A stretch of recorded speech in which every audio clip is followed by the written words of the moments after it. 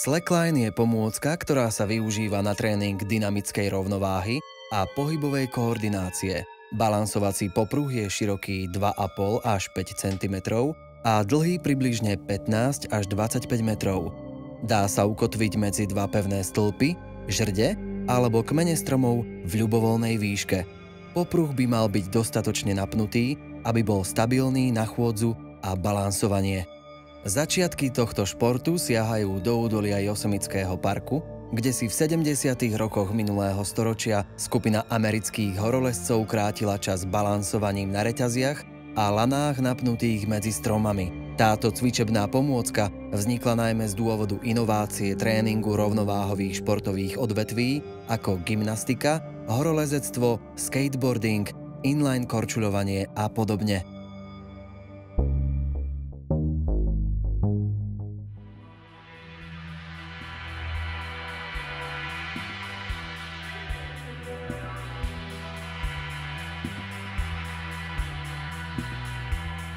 Cvičenec stojí oboma nohami na popruhu. Kvôli udržaniu rovnováhy môže využiť oporu spolužiaka alebo palice. Chodidlá sú na šírku pliec a špičky sú vytočené mierne do strán. Chrbát je vzpriamený a paže sú v predpažení. Pomalým a plynulým pohybom vykoná drep. Bedrové kĺby dosahujú úroveň hĺbky kolien alebo mierne nižšie. Dýchanie je špecifické tým, že nádych sa koncentruje do brucha.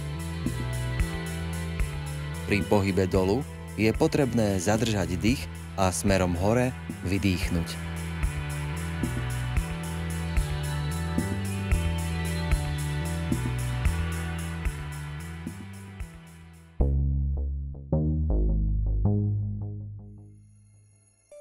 Medzi najčastejšie chyby patrí zlé postavenie chodidiel.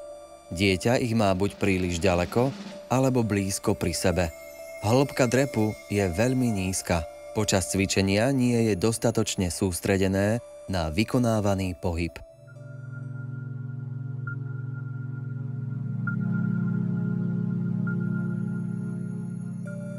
Žiak nemá ideálne postavenie trupu. Vykonáva drep v prílišnom predklone, prepadáva dopredu. Kolená pri drepe tlačí k sebe, čo je veľmi nebezpečné.